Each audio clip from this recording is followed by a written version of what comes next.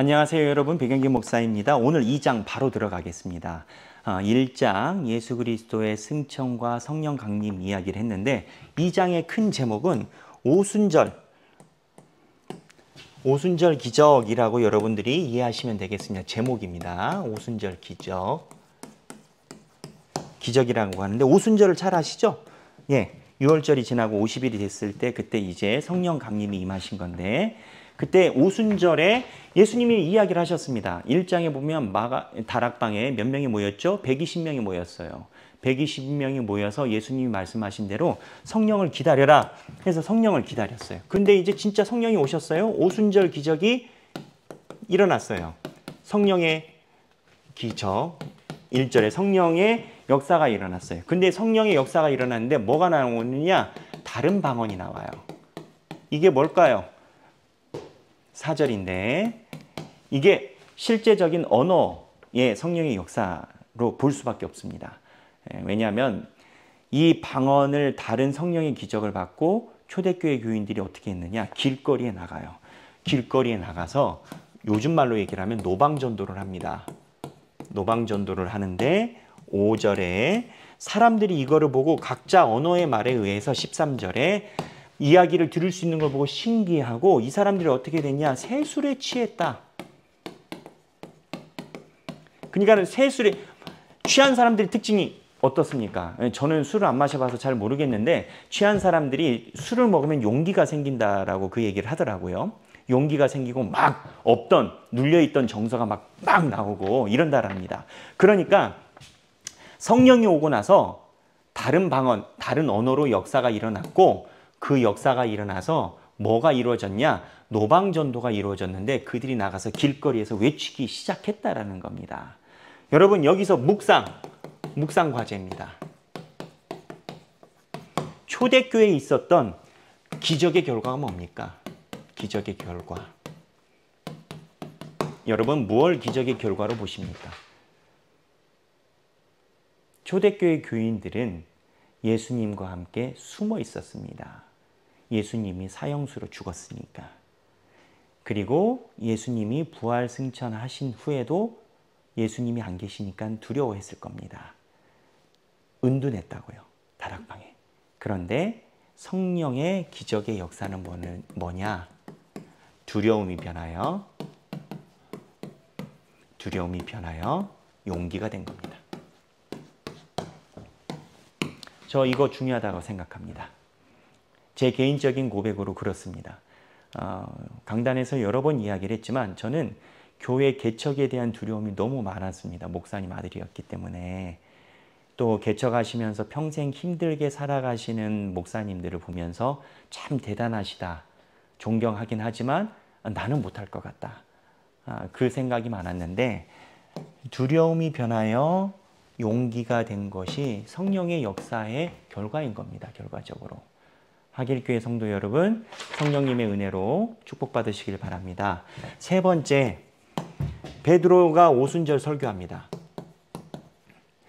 설교. 자, 이제 드디어 제가 강조한 설교가 처음 등장합니다. 이거 모르면요, 그냥 쭉 읽고 넘어갑니다. 제가 여러분들께 핵심을 조목조목 하나 찝어드리겠습니다. 핵심대로 읽으면 성경이 달아요. 이 설교 핵심은 뭐냐? 구약 예언됐고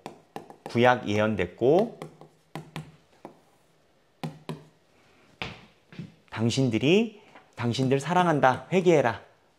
이게 핵심입니다. 자, 첫 번째, 구약에 이미 예언됐다라고 해서 21절까지 구약 예언 21절까지 있습니다. 제가 한 땀 한 땀 보면서 여러분들께 설명드리겠습니다. 이거를 한 땀 한 땀 보지 못하면 여러분들이 이 설교의 맥락을 이해하는데 조금 어려우실 겁니다.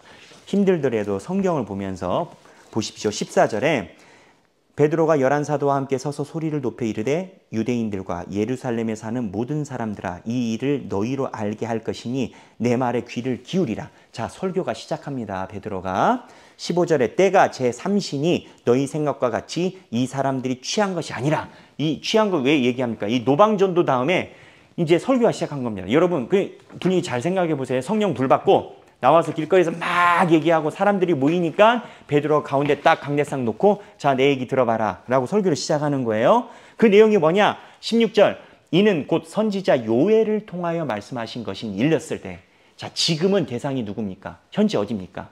예루살렘입니다. 아직 예루살렘 안 떠났어요. 예루살렘이 어디입니까? 예수님이 죽으신 데입니다. 그러니까 예루살렘에 있는 주민들은 예수님이 죽으실 때 강하게는 예수 죽여라 한 사람들과 최소 암묵적 동의를 한 사람들이 여기 있는 겁니다. 그러니까 성령을 체험받았을 때 이 사람들도 대단한 거예요. 왜 대단하느냐? 방금 예수님 죽인 사람들을 예수님이 3일 만에 부활하셨죠? 40일 가르치셨죠? 그러면 43일이죠? 50일이 돼서 오순절 사건일 때 예수님 처형당한 지 50일 만에 길거리에 나와서 이야기를 하는 거예요. 그러니까 성령 받고 용기가 생긴 거예요. 성령 받고 숨어있던 게 나오게 된 거예요. 근데 이제 이 사람들이 유대인들이니까 성경을 아니까 베드로가 뭐라고 얘기를 하느냐? 17절 하나님이 말씀하시기를 요엘 본문입니다. 하나님이 말씀하시기를 말세에 내가 내 영을 모든 육체에 부어주리니 너희 자녀들은 예언할 것이요 너희의 젊은이들은 환상을 보고 너희의 늙은이들은 꿈을 꾸리라. 자녀들은 예언할 것이요. 제가 좋아하는 찬양이죠. 18절 그때 내가 내 영을 내 남종과 여종들에게 부어주리니 그들이 예언할 것이요. 지금 오순절 상황이 이렇다라는 겁니다. 그리고 또 내가 위로 하늘에서는 기사를 아래로 땅에서는 징조를 베풀리니 곧 피와 불과 연기로다. 주의 크고 영화로운 날이 이르기 전에 해가 변하여 어두워지고 달이 변하여 피가 되리라. 누구든지 21절 주의 이름을 부르는 자는 구원을 받으리라. 그러니까 이 현상이 나타난 이유는 지금 노방전도가 요엘에서 이야기한 성령의 역사고 이 역사가 일어나는 것은 누구든지 주의 이름을 부르는 자는 구원받게 하려는 구약의 예언의 성취라는 겁니다. 그러면 죄송합니다. 그러면 주의 이름을 부르는 자는 구원을 받는다는데 주가 누군지 알아야 될 거 아닙니까? 그렇죠. 주가 누군지 알아야지. 키리오스에서 황제인지 대제사장인지 아니면 모세인지 그거를 22절부터 설명을 해요. 이스라엘 사람들아 이 말을 들으라. 너희도 아는 바와 같이 하나님께서 나사렛 예수로 큰 권능과 기사와 표적을 너희 가운데서 베푸사 너희 앞에서 그를 증언하셨느니라. 이 주가 누군지 이미 나사렛 사람 예수가 그 주의 신분으로 기적과 증거를 이미 많이 했다라는 거예요. 그럼 이제 사람들이 어떻게 하겠어요? 내가 죽였는데 암묵적 동의했는데 그때 살짝 피할 길을 열어줍니다. 23절에 그가 하나님께서 정하신 뜻과 미리 아신 대로 내준 바 되었거늘 너희가 법 없는 자들의 손을 빌려 못 박아 죽였으나. 자, 잘 보세요. 핵심이 뭐냐? 하나님께서 정하신 뜻과 미리 아신 대로 내준 바 되었거늘. 그러니까 절반은 구약의 예언대로 흘러갔다라는 겁니다. 너희들이 잘못은 했는데 어쩔 수 없었다라는 거예요. 이해한다라는 거예요. 살짝 베드로가 길을 열어줍니다. 24절에 하나님께서 그를 사망의 고통에서 풀어 살리셨으니 그 다음에 이 예수가 어떻게 됐냐? 부활해서 살았다라는 거예요. 근데 이게 25절에 다윗이 그를 가리켜 이르되 26절에 육체도 희망에 거하리니 27절 내 영혼의 음부에 썩지 않고 28절 주께서 생명의 길을 내게 보이셨으니 주 앞에서 내게 기쁨이 충만하게 하시리로다. 이 내용의 핵심이 뭐냐? 다윗은 나중에 주가 오신다면 사망과 음부의 모든 것을 깨고 부활하셔서 우리에게 생명의 길을 주신다라고 다윗이 예언을 했다라는 거예요. 다윗이 찬양을 할 때. 근데 그 생명의 길을 열고 부활하는 그 사람이 누구냐? 예수가 지금 부활했다라는 거예요. 그래서 예수가 그 부활의 대상자라는 거예요.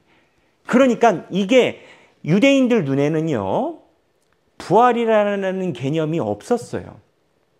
부활이라는 개념이 없었는데 너희들 부활이라는 개념이 없는 거 잘못된 거다. 다윗이 이미 부활을 이야기를 했고 그 사람이 주라고 고백을 했다라는 거예요.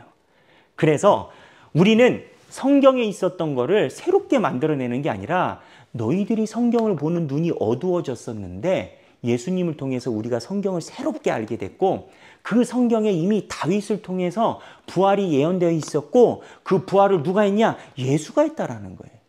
그러니까 이 얘기를 하는 것은 태초부터 요엘이 이야기했었던 모든 것의 맥을 옛날부터 가지고 있었던 현상이 지금 이 순간 당신들 앞에서 이루어지고 있다라는 거예요.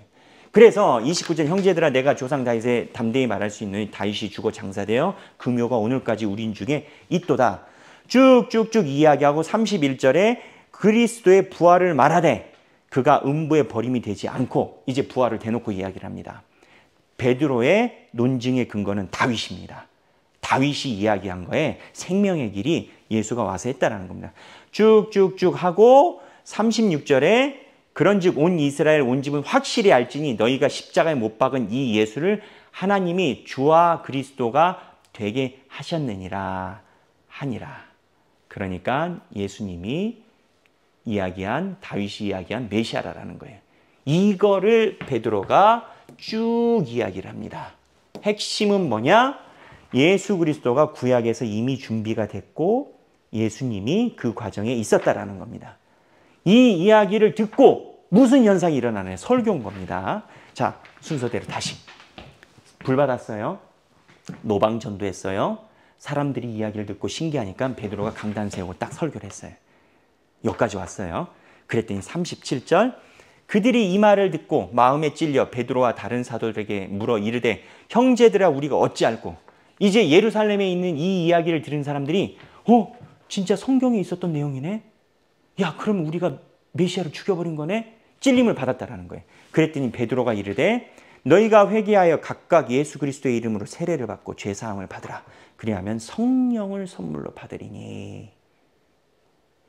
그리고 교회가 시작합니다. 여기가 바로 초대교회입니다.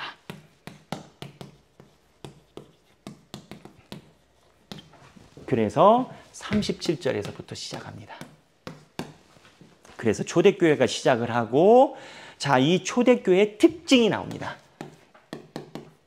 이거 여러분들과 제가 함께 묵상하고 싶은 겁니다. 초대교회의 특징이 뭐냐? 사들을 서로 교제하고 떡을 떼고 기도하고 사도로 말하면 성전에 모이기를 힘쓰고 47절에 뭐냐? 47절에 하나님을 찬미하며 또 온 백성에게 칭송을 받으니 주께서는 구원받는 사람을 날마다 더하게 하시리라.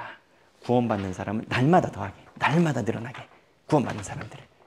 근데 이 핵심이 뭐냐? 하나님을 찬미하며. 초대교회가 사람들을 모았던 비결은 하나님을 찬미하는 모습이었습니다. 떡을 떼고 나누고 그 목적이 뭐냐? 하나님을 찬미하는 예배인 겁니다. 초대교회 교인들이 예배 드릴 때 성령의 임재하심을 새로운 입교자들이 느끼게 된 겁니다. 교회는 신앙으로만 부흥이 됩니다. 여기까지가 2장의 내용입니다. 여러분 묵상 과제 우리 한번 생각했으면 하는 내용이 있습니다. 우리 삶에서 두려움이 변하여 용기가 되어야 되는 내용은 뭐가 있는가? 두려움이 변하여 용기가 되어야 되는 내용은 뭔가? 이게 성령 기적의 결과입니다. 하길교회 성도분들이 하길교회에 와서 종전에 신앙생활 하던 것보다 2배, 3배 신앙생활을 하고 있다는 고백을 저는 많이 들었습니다. 어떻게 보면 예전의 신앙 모습에서 조금 더 앞으로 나오신 겁니다. 성령의 결과입니다. 성령의 기름 부으심으로 두려움이 변하여 용기가 되고 초대교회의 교인이 되시는 여러분들이 되시길 주님의 이름으로 축원합니다. 감사합니다.